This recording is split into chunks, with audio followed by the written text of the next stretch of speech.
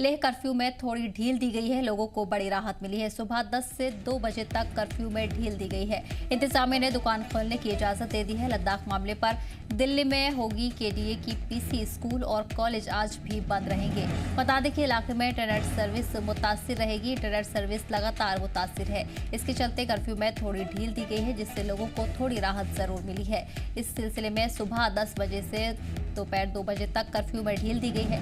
इंतजामिया ने कुछ दुकानों को खोलने की इजाजत दे दी है। लद्दाख मामले पर दिल्ली में केडीए की पीसी होनी है। स्कूल और कॉलेज आज भी बंद रहेंगे। इसी के साथ साथ इलाके में इंटरनेट सर्विस भी मुतासिर रहेगी। इस बीच बड़ी खबर आपको बता रहे हैं, जहां लेह में कर्फ्यू में थोड़ी ढील दी गई है। सुबह 10 से 2 बजे तक कर्फ्यू में ये ढील दी गई है। इस दौरान इंतजामिया ने दुकानें खोलने की इजाजत दी है, जिससे लोगों को थोड़ी राहत मिलेगी। इस बीच आपको बता दें कि स्कूल और कॉलेज आज भी बंद रहेंगे। पिछले कई दिनों से स्कूल और कॉलेजेस को बंद रखा गया है। वहीं इलाके में इंटरनेट सर्विस भी लगातार मुतासिर है।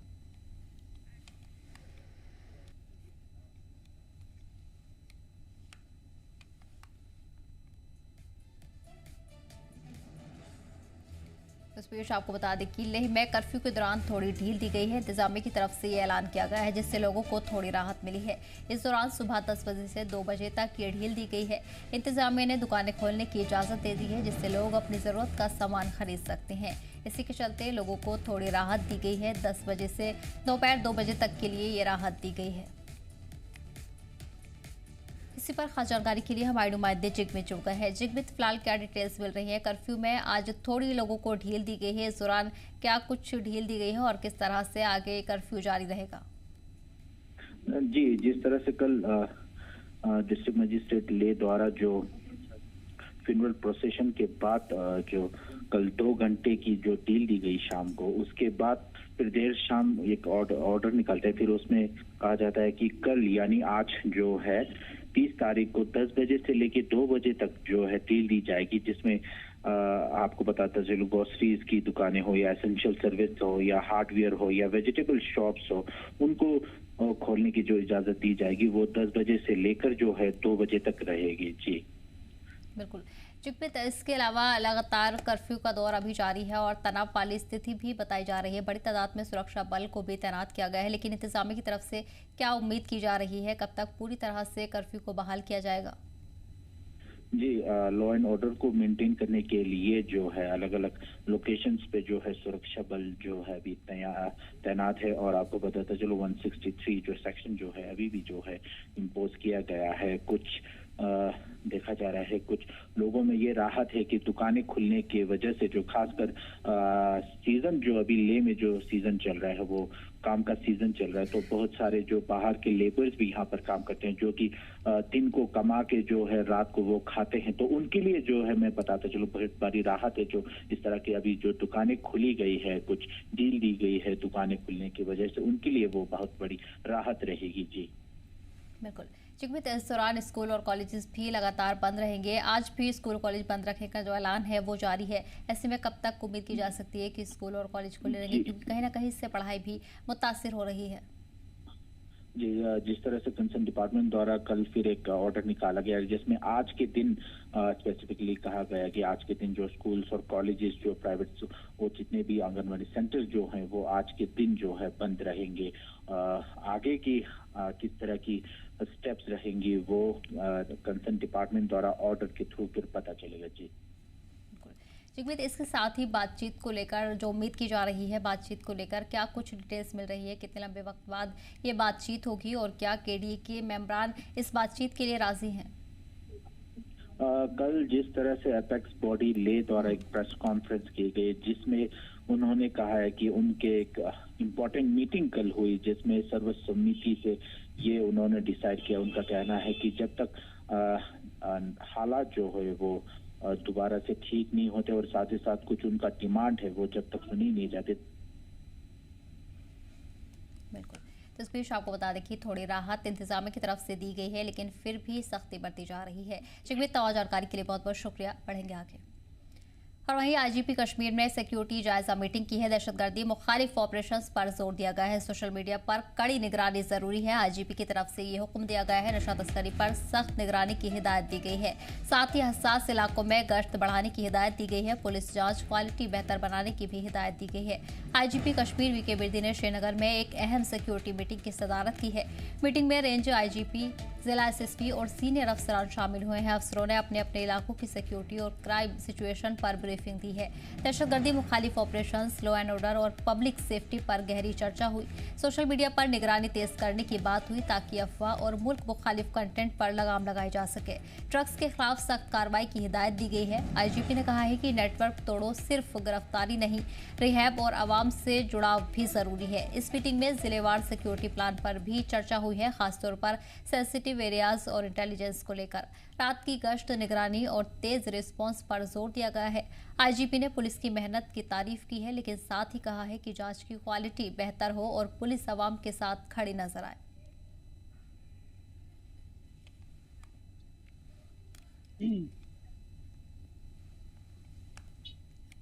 इस बीच आपको बता दें कि पुलिस अफसरान की तरफ से अहम मीटिंग मुनाकिद की गई है, जिसमें खास पहलुओं पर चर्चा की गई है। आईजीपी कश्मीर भी इस मीटिंग में मौजूद रहे और उनकी तरफ से तमाम हिदायतें जारी की गई हैं। इसी पर खास जानकारी के लिए हमारे नुमाइंदे मीर उमर जुड़ गए हैं। मीर, क्या कुछ डिटेल्स मिल रही है? आईजीपी कश्मीर ने सिक्योरिटी जायजा मीटिंग की है। सिक्योरिटी के हवाले से बेहद अहम ये मीटिंग मानी जा रही है। क्या कुछ एडवाइजेस भी जारी की गई है?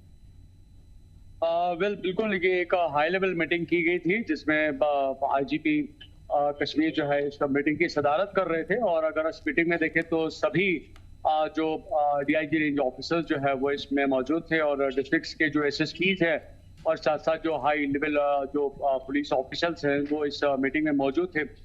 इस मीटिंग में सभी जो ऑफिसरान हैं उन्होंने आईजीपी को करंट सिचुएशन जो है, खासतौर पर अगर हम लॉ एंड ऑर्डर की बात करें या यहाँ पे जो नार्कोटिक्स के जो सिस्टम्स हैं उनके बारे में अगर हम आगाही करें या बाकी यहाँ के जो सिक्योरिटी के जो पैरामीटर्स हैं उनके बारे में उनको बाकायदा तौर पर जो है आगाह किया गया। अगर हम देखें तो डिस्ट्रिक्ट वाइज जो है हर एक से जो है इस मामले को लेकर जो है इतलात हासिल की गई। और इस जमीन में आईजीपी ने इस बात पे खासतौर पर जोर दिया कि यहाँ पे जितने भी जो प्रॉपर्टीज है, खासतौर पर जो कि टेरर लिंक जो है उनकी जो अटैचमेंट्स है उसके बारे में जो है वो काफी संजीदगी से देखें। या नाइट पेट्रोलिंग की अगर हम बात करें उसको लेकर, या अगर नार्कोटिक्स के जो नेटवर्क्स है उनको डिसमेंटल करने की अगर हम बात करें तो कई सारी चीजों को लेकर जो है आईजीपी ने एम्फसाइज किया और खासतौर पर सभी कंसर्न ऑफिसर्स को इस बारे में इत्तला किया कि और एडवाइस भी किया कि वो खासतौर पर एक स्ट्रिक्ट पुलिसिंग जो है उसका मुजाहिरा करे, लेकिन साथ साथ लोगों के साथ जो कनेक्टिविटी है उसको भी मजबूत करे। और साथ साथ हमने ये भी कहा कि जो इस वक्त टेररिज्म को लेकर एक जीरो टॉलरेंस पॉलिसी जो इख्तियार की गई है उसकी जो इम्प्लीमेंटेशन है ग्राउंड लेवल पे सख्ती से अमलाई जानी चाहिए। हालांकि अगर आप देखें तो इस वक्त टेररिज्म के हवाले से बहुत ही मिनिमल लेवल पे जो है रिपोर्ट्स आ रही हैं, और लेकिन 100% एश्योरिटी और 100% कंफर्मेशन के लिए बहुत ज्यादा जरूरी है कि स्ट्रिक्ट पुलिसिंग का ऑन ग्राउंड होना और लॉ एंड ऑर्डर की जो सूरत हाल है उसको मजीद बेहतर करना ये बहुत ज्यादा जरूरी है। तो इन सभी मुद्दों को लेकर जो है इस मीटिंग में जो है बातचीत की गई और खासतौर पर ये कहा गया कि ना सिर्फ एक स्ट्रिक्ट पुलिसिंग का जो एक मुजाहिरा जो है पुलिस को करना चाहिए, लेकिन साथ साथ लोगों के साथ एक कोऑर्डिनेशन जो है वो भी बहुत ज्यादा जरूरी है। जी बिल्कुल। फिर इसके अलावा खास ध्यान दहशतगर्दी मुखालिफ ऑपरेशंस पर भी दिया गया है। दहशतगर्दी मुखालिफ ऑपरेशंस पर नई रणनीति बनाने की चर्चा की गई है। ऐसे में किन किन इलाकों में खास तौर पर मुल्क मुखालिफ जो ऑपरेशंस है वो इस वक्त जारी है? देखिए, इसमें कई सारे इस मामले को लेकर भी जो है बातचीत की गई, जिसमें कुछ जो खासतौर पर इसमें देखा गया कि जो डिस्ट्रिक्ट वाइज जो सिक्योरिटी जो प्लान्स है उसको एग्जीक्यूट करने की बात की गई है, नाइट पेट्रोलिंग की बात की गई है, या जो इंटेलिजेंस जो गैदरिंग्स होती है यानी कि इनपुट्स जो है हासिल करना उसके बारे में बात की गई। और एक अहम बात जो खासतौर पर अभी हम देख रहे हैं कि हम मॉडर्न वर्ल्ड में जो है जी रहे हैं और सोशल मीडिया अपना एक बड़ा एक रोल जो है खासतौर पर सोशल सिस्टम में करंटली अभी अदा कर रहा है। तो इसमें भी जो प्रोपेगेंडा वाइज जो इंफॉर्मेशन सोशल मीडिया पे सर्कुलेट होती है या जो मिस इन्फॉर्मेशन का एक चलन जो है कहीं ना कहीं पे देखने को मिलता है सोशल मीडिया पे, तो उन सभी चीजों को लेकर भी जो है कंसर्न रखा गया है कि वो इस पे कंटिन्यूअसली जो नजर जो है वो बनाए रखे, सो दैट कि किसी भी तरह का कोई भी हम कह सकते हैं कि टेरर प्रेजेंटिंग जो है या एंटी सोशल या एंटी नेशनल जो कोई भी एक्टिविटी जो है उसका कोई भी प्रोपेगेंडा जो है वो सोशल मीडिया पे नजर ना आए और लोगों में किसी भी तरह की कोई मिस इन्फॉर्मेशन जो है पर्टिकुलरली वो शेयर ना की जाए। तो ना सिर्फ हम on ground law and order की मेंटेनेंस की बात यहाँ पे कर रहे हैं, बल्कि अगर हम साइबर वर्ल्ड की भी बात कर रहे हैं तो साइबर लेवल पे भी इस पुलिस डिपार्टमेंट की जो मुतहरी है या मुतहरिक रहना जो है वो काफी ज्यादा कीली नजर आ रहा है। तो ये कुछ ऐसी चीजें हैं, ना सिर्फ हम टेररिज्म की बात कर रहे हैं बल्कि जो एक नार्कोटिक्स का एक यहाँ पे एक नेक्सस जो है काम कर रहा है और कई सारे लोग जो है इसमें मुतासर है। इस टेरर नेटवर्क और नार्कोटिक्स एंटी नार्कोटिक्स जो नेटवर्क जो है इसको भी किसी भी तरीके से जो है डिसमेंटल करने की जितने भी पॉसिबल जो मेथड्स है उनको अब आने वाले वक्त में जो है मजीद इंटेंसिफाई किया जाएगा और खासतौर पर लॉ एंड ऑर्डर और पब्लिक सिक्योरिटी को इंश्योर करने के लिए नाइट पेट्रोलिंग का जो है प्रोसेस जो है वो मजीद अभी स्ट्रेंथन किया जाएगा और खासतौर पर जो साइबर टेक्नोलॉजीज है उनको भी अब जो है इस्तेमाल किया जाएगा। या अगर आप देखें तो कैमरास की जो सर्वेलेंस जो है वो राउंड द क्लॉक जो अभी हमें हर जगह पे देखने को मिलेगी। इट इज नॉट पर्टिकुलर कि हम यहाँ पे श्रीनगर डिस्ट्रिक्ट की बात कर रहे हैं, बट अक्रॉस कश्मीर डिवीजन के हर एक डिस्ट्रिक्ट में ये जो इम्प्लीमेंटेशन जो है ये हमें अब होती हुई नजर आएगी। हालांकि ओवरऑल लेवल पे हम देख सकते हैं कि लगातार ऐसा कोई भी दिन नहीं होता है जिसमें किसी न किसी डिस्ट्रिक्ट से इस बात की तस्दीक हो जाती है कि कहीं ना कहीं पे जो ट्रक पेडलर्स है या जो नार्कोटिक्स के साथ काम कर रहे हैं उनको अरेस्ट किया जा रहा है, डिटेन किया जा रहा है, या जो एनडीपीएस एक्ट के अंदर जो लोग जो है उनको गिरफ्तार किया जा रहा है। तो खासतौर पर जो एनडीपीएस एक्ट के बारे में जो है इस पे भी जोर दिया गया है कि इस एक्ट को जो है पूरी तरह से नाफिज किया जाना चाहिए। खासतौर पर जो ड्रग्स के या नार्कोटिक्स के धंधे में जो लोग मुलव्वस है उनकी जो प्रॉपर्टीज जो है उसके बारे में, अटैचमेंट के बारे में बात की गई है, या जो टेररिज्म के साथ जो लिंक जो लोग हैं उनकी प्रॉपर्टीज की जो अटैचमेंट है उसके बारे में भी जोर दिया गया है। तो कोशिश यही की जा रही है कि हर एक पर्सपेक्टिव को जो है नजर रखा जाए, जहां जहां पे भी पब्लिक की कंसर्न है, पब्लिक का आउटरीच है और कहीं ना कहीं पे वो ऐसे समाजी बुराइयों में जो है वो किसी भी तरीके से जहाँ पे वो इन्वॉल्व हो जाते हैं वहां से लोगों को बचाना और एक लॉ एंड ऑर्डर की जो 100% एश्योरिटी के साथ उसकी इम्प्लीमेंटेशन ऑन ग्राउंड करना, ये इस मीटिंग का एक सबसे बड़ा जो मकसद जो है वो कंसर्नली देखने को मिल रहा है। लेकिन एक इंपॉर्टेंट बात यहाँ पे ये भी देखने को मिल रही है, जहाँ पे strict implementation of rules and regulations है या जो लॉज है उनकी अगर हम देख रहे हैं कि स्ट्रिक्ट लेवल पे पुलिसिंग के जरिए जो है उन लॉज को जो है इम्पोज किया जा रहा है, वहीं पे इस बात का भी ख्याल रखा जा रहा है कि लोगों के साथ जो है पुलिस का एक हेल्पफुल जो एक कंसर्न जो है वो हमेशा रहना चाहिए। क्योंकि आपने देखा होगा कि कई सारे ऐसे जो है पुलिस के दरबार लगते हैं पुलिस स्टेशन में जहाँ पे जो लोकेलिटीज के जो जिम्मेदारान हैं पठान जो 21 सितंबर से लापता थे उनकी लाश श्रीनगर में बरामद की गई है। पुलिस राय के मुताबिक पहले कोकरनाग पुलिस स्टेशन की टीम ने वेरीनाग के मुश्ताक अहमद खान नाम के एक मुश्तबे को कोठीबाग पुलिस स्टेशन में पेश किया गया। फॉरेंसिक लैब और पुलिस की जांच में पता चला कि मुश्ताक की लाश श्रीनगर के एक्सचेंज लिंक रोड पर वाक़े वानपोश ई रिक्शा एक्सचेंज की दुकान के अंदर मिली। अफसरान ने बताया कि लाश को मेडिकल जांच के लिए भेज दिया गया है, जबकि इस मामले में एक शख्स को गिरफ्तार भी किया गया है। पुलिस ने कहा है कि अभी मौत का मकसद साफ नहीं है और जल्दबाजी में कोई नतीजा नहीं निकाला जाएगा। पुलिस ने कहा है कि सभी जरूरी फॉरेंसिक और कदम उठाए जाएंगे।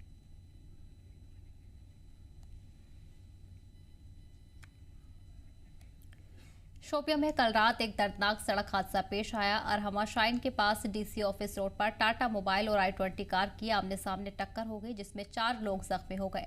टक्कर इतनी तेज थी कि दोनों गाड़ियां बुरी तरह से तबाह हो गई हैं। पुलिस और मकामी लोग फौरन मौके पर पहुंचे और जख्मी लोगों को अस्पताल पहुंचाया। पहले उन्हें जिला अस्पताल में इब्तिदाई इलाज मिला, उसके बाद चारों को नाजुक हालत में श्रीनगर के SMHS अस्पताल रेफर किया गया। पुलिस ने मामला दर्ज कर जांच शुरू कर दी है। शुरुआती रिपोर्ट्स में तेज रफ्तार को हादसे की अहम वजह बताया गया है। पुलिस लोगों से अपील कर रही है कि सड़क पर सावधानी बरतें और रफ्तार का ध्यान रखें।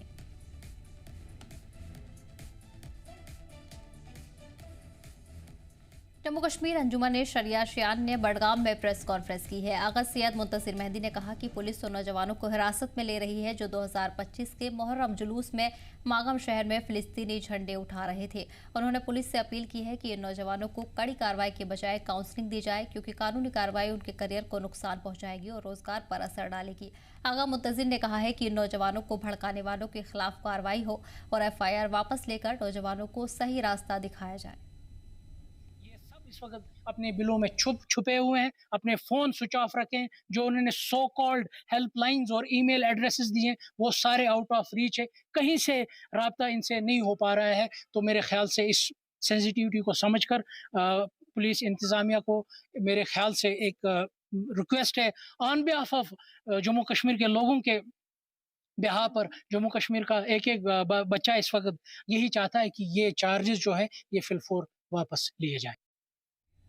17 सितंबर से शुरू हुए सेवा पर्व के तहत आज पुंछ नगर परिषद और स्टेट डिजास्टर रेस्पॉन्स फोर्स के ताउन से Jamia Ziaul Uloom higher secondary school में एक इमरजेंसी तैयारी प्रोग्राम मुनाकिद किया गया।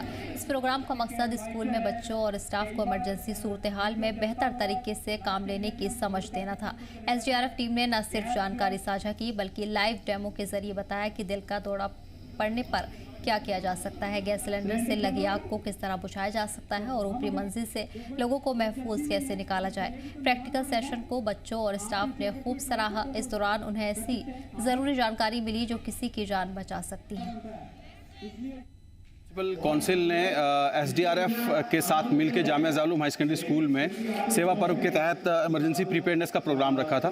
इसमें हमने SDRF से रिक्वेस्ट की थी, उन्होंने अपने inspectors and rest of the staff को भेजा जिन्होंने बहुत अच्छे से बच्चों को बताया कि किस तरीके से इमरजेंसी प्रिपेयर्डनेस की जाती है। और मैं इस मौका पर जामिया ज़ालूम हाई सेकेंडरी स्कूल के प्रिंसिपल उनका भी शुक्रिया अदा करना चाहता हूँ, उसके साथ साथ SDRF को भी शुक्रिया अदा करना चाहता हूँ कि जिन्होंने हमें मौका दिया और हम यहाँ पर आए।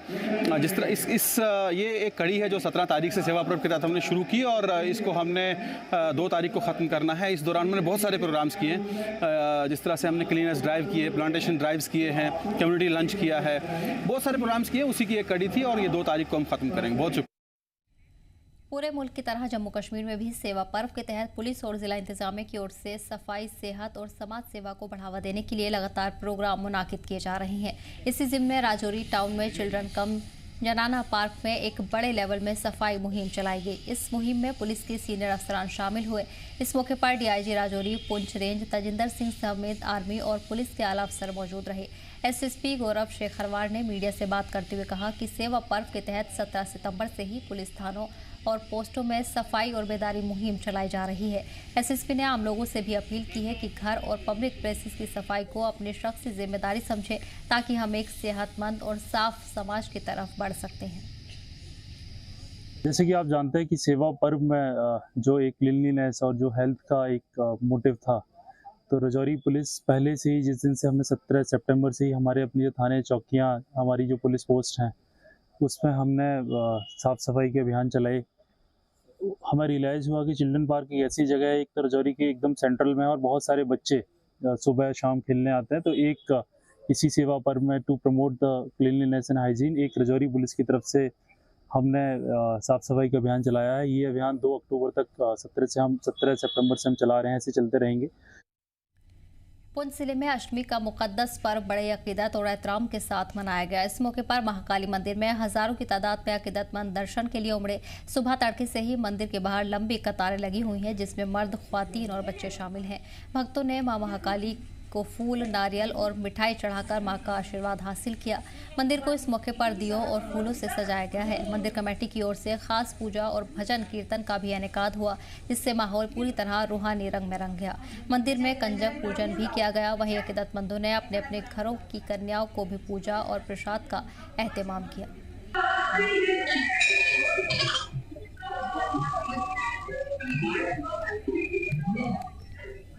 हिंदुस्तानी फौज की कुपवाड़ा टेरियर्स ने नॉर्थ कश्मीर में वुमेन एम्पावरमेंट और खेलों को बढ़ावा देने के मकसद से वुमेन T10 क्रिकेट चैंपियनशिप का इनेकाद किया। पिछले साल इस टूर्नामेंट में 180 लड़कियां शामिल हुई और इस बार 16 टीमों की कुल 240 खिलाड़ी हिस्सा ले रहे हैं, जो इस खेल के तय बढ़ते हुए जोश का सबूत है। इफ्तिताही मैच रॉयल स्टार लोलाब और हंदवाड़ा टाइटंस के बीच खेला गया, जिसमें रॉयल स्टार ने 46 रन से शानदार जीत हासिल की। मैच की स्टार खिलाड़ी मरियम नबी रही, जिन्होंने 44 रन बनाए और 2 अहम विकेट लिए।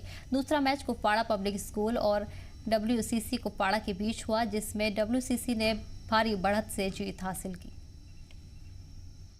जी, मैं बहुत ज़्यादा खुश हूँ कि इंडियन आर्मी ने हमें प्लेटफॉर्म दिया गर्ल्स के लिए, स्पेशली फीमेल्स के लिए वो पार्टिसिपेट कर पाए। मैं अपने स्कूल का नहीं बोलूँगी, हर एक स्कूल में फीमेल्स को अप्रिशिएट करने चाहिए ताकि वो आगे जाके पार्टिसिपेट करें। मैं इंडियन आर्मी की बहुत ज़्यादा शुक्रगुजार हूँ और मैं बहुत ज़्यादा एक्साइटेड हूँ आज के मैच के लिए। मेरा नाम अंजुमन है, मैं AGS फाइन से हूँ। तो जो हमारा जो आज मैच है, हमारा असली मैच जो 1 अक्टूबर से है, जो हमारा ये मतलब हमें एक ये ऑर्गेनाइजेशन जो हमें मिली है इंडियन आर्मी की तरफ से, हमारे लिए एक बहुत ज़्यादा बड़ी अपॉर्चुनिटी है। हमारे हम हर एक स्कूल के लिए, नहीं कि हमारे AGS फाइन के लिए, हमारे हर एक स्कूल के लिए, जो भी स्कूल आ रहे हैं यहाँ पे पार्टिसिपेट कर रहे हैं, उन सब के लिए एक अपॉर्चुनिटी है। कटरा में खेले गए मानसून क्रिकेट कप के फाइनल मुकाबले में बाबा आगार जीतो क्रिकेट क्लब ने शानदार खेल दिखाते हुए कटरा क्रिकेट क्लब को 13 रनों से शिकस्त दी और ट्रॉफी अपने नाम की। टॉस जीतकर बाबा आगार जीतो क्लब ने पहले बल्लेबाजी करते हुए 20 ओवर में 7 विकेट पर 169 रन बनाए। टीम की तरफ से रोहित ने 48, राजेंद्र ने 28 और सुंदर ने 25 रन का योगदान दिया। जवाब में कटरा क्रिकेट क्लब की टीम 20 ओवर में 8 विकेट पर 147 रन ही बना सकी। बल्लेबाजी में हिमालयन ने 36 और राहुल ने 35 रन बनाए, लेकिन टीम जीत से दूर रही। बाबा आगार जीतो क्लब की तरफ से जगत और जितेंद्र ने 2-2 विकेट लिए, जबकि विकास और रोहित को 1-1 विकेट मिला। कटरा की ओर से प्रदीप ने शानदार गेंदबाजी करते हुए 4 विकेट चटकाए। मैच के बाद मेहमान खुसूसी MLA बलदेव राज शर्मा और दीगर मुअज़्ज़ज़ मेहमानों ने शिरकत की। सबसे पहले तो मैं माता वैष्णो देवी श्राइन बोर्ड को धन्यवाद देना चाहता हूं कि हमें यहाँ पे खेलने के लिए एक बहुत बढ़िया स्टेडियम जिसे आप कह सकते हैं वो हमें उपलब्ध है बच्चों के लिए, और वो उसी का आनंद लेते हुए, और ये मेरा एक पहला मौका था। मैं आपको भी पता ही होगा कि मैंने आज 6-7 यहाँ पे ओवर्स देखे हैं, और ओवर देखने के बाद मैं बच्चों के डिसिप्लिन, बच्चों की कार्यशैली, बच्चों के खेलने का तरीका, और मुझे बिल्कुल वैसा ही लग रहा था जैसे कभी टीवी में आप मैच देखे हैं नेशनल लेवल पे, तो उसी किस्म की मतलब के उनकी मेहनत के हिसाब से मैं देख रहा था, वही था। मैं तो यहाँ पे बाबा आगार जीतो जब ने जीते हैं वहाँ पे कटरा वाले रनर अप रहे हैं। मैं दोनों टीमों को अब यहाँ से धन्यवाद देना चाहता हूँ और हौसला अफजाई करने के लिए उनको आशीर्वाद भी देना चाहता हूँ, माँ भगवती उनको करे।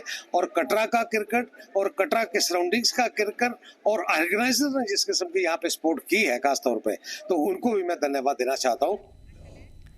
मटोट के मदरसा जामिया गौसिया फरीदिया में आज एक रूहानी और बेहद खास महफिल सजाएगी। गुलशन मदीना एजुकेशनल ट्रस्ट के ज़ेर एहतमाम और अलहाज मोहम्मद तारिक पर्रे की सरपरस्ती में दरताज परंदी और सीरत नबी कॉन्फ्रेंस का इनेकाद किया गया। इस मौके पर अंजुमन सोत उलोलिया अनंतनाग के सरपरस्त और मुमताज़ इस्लामी स्कॉलर अब्दुल राशिद दोदी ने अलग अलग ज़िलों से ताल्लुक़ रखने वाले 5 बच्चों को हाफिज़ कुरान और कारी बनने की कामयाबी पर दस्तार पहनाई और गुलदस्ते दिए और सर्टिफिकेट से नवाजा। इस मौके पर मौलाना अब्दुल राशिद दोदी और दीगर उलेमाए दीन ने नात, दुआ और इस्लाही खिताब पेश किए।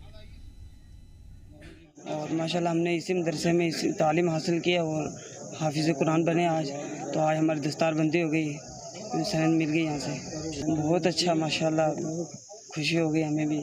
कुरान मजीद हासिल मुकम्मल किया है। आज मेरे सिर में दस्तार बंदी का ताज मेरे सिर पे रखा गया है, तो इससे इतनी बड़ी खुशी का दिन है, इससे बड़ी खुशी मेरी ज़िंदगी में कभी नहीं आई। मैंने किरात का कोर्स मुकम्मल कर लिया। मेरा सिर पे जो ताज दिखा रहे हो, दस्तार बंदी हुई, मेरे आज बहुत खुशी महसूस हो रही है। आज हम बटोत की एक अजीम जगह जो जामिया गौसिया गुलशन मदीना के नाम से यहाँ पर एक दीनी इदारा चल रहा है, जहाँ पर मुतअद्दिद दर्जनों तलबा कराम मजहबी तालीम, कुरान पाक, अहादीस की तालीमात से रोशनास होते हैं। और आज के दिन पर इनके जो चंद बच्चों ने कुरान मुक़द्दस महफूज किया है, अपने सीनों में हिफ्ज़ किया 30 पारे कुरान, जिसकी बड़ी फजीलत है कुरान हदीस में अल्हम्दुलिल्लाह। तो उसी के सिलसिले में आज इनका सालाना जलसा था। यहाँ पर मोहतरम अलहाज तारिक अहमद साहब की क़यादत में, जो अहले सुन्नत वल जमात की एक अहम शख्सियत है यहाँ इस इलाके की, उनकी क़यादत में आज का प्रोग्राम हुआ। उलमाए कराम, मुफ्तियान निज़ाम ने मुख्तलिफ़ उन्वानात पर गुफ्तगू की है और बिलख़ुसूस मौजूदा ज़माने में आजकल के दौर में जो माशरे में फैली हुई बेइंतहा बुराइयाँ, मनशियात, ड्रग्स, रिश्वत, बदयांती, जो बहुत सारे मसाइल हमारे सामने हैं जिसकी वजह से पूरी इंसानियत कांप रही है। इंसानी हमदर्दी, इंसानी खिदमत का जज्बा लोगों के दिलों से ख़त्म होता जा रहा है। अमन व सुकून और चैन ख़त्म हो रहा है। उसके लिए जो अहम तालीम दी जा रही है, पैगम्बर इस्लाम ने जो अमन व सुकून की मोहब्बत भरी तालीम दी है, उसको आगे पहुँचाने का जो सिलसिला है इन्हीं दीनी इजलास के ज़रिए से होता है। लोगों को जमा करके उनको अच्छे इंसान बने रहने की तलकीन की जाती है। फिलहाल इस बुलेटिन में इतना ही। हमें दीजिए इजाज़त। देखते रहिए जम्मू कश्मीर लद्दाख।